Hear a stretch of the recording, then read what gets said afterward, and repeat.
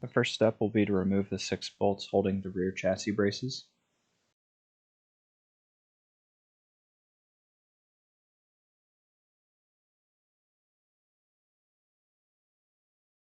Next, we're going to need to remove the exhaust system. You may be able to get away with just lowering it, but it'll be pretty tight above there getting access to the carrier, and it'll be hard to pull the heat shield out.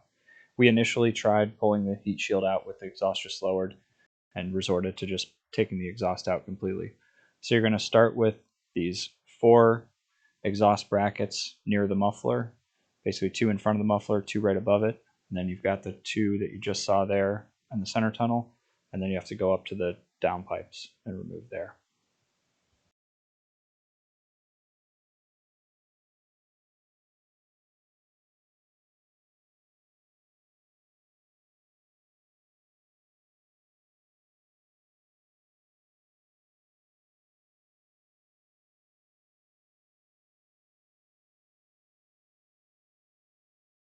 So now you're going to see things a little out of order again.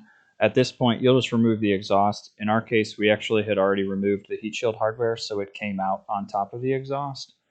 So here you're seeing this is all the heat shield hardware you're going to remove.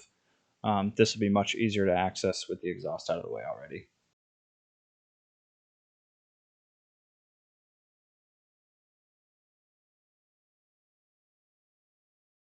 Now that we have access to the carrier, we're going to cut off the OEM carrier frame.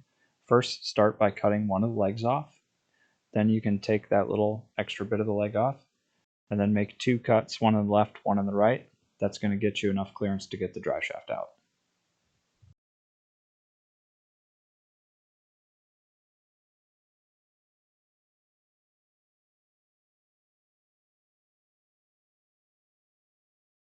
Use a razor blade to cut the rubber away to separate the bearing from the outer frame.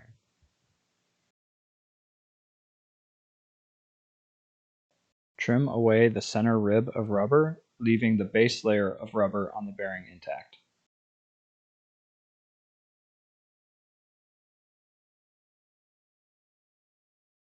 Now we'll attach a new carrier. On this particular one, the bushings are going to be installed so that the front arrows face the back.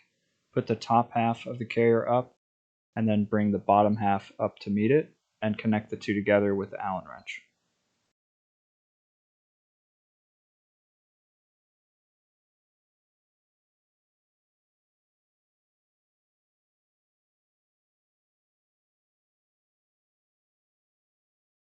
As you tighten up the 2 halves, make sure to go back and forth so the bolts don't bind in the holes.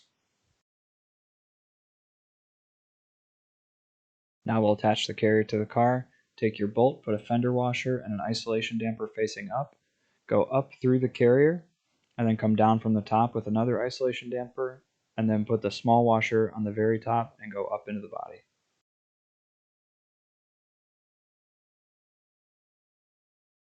Same thing on the other side, bolt, fender washer, isolation damper, go up through the carrier, come down from the top with another isolation damper, and then put the small washer on the very top, go up into the car.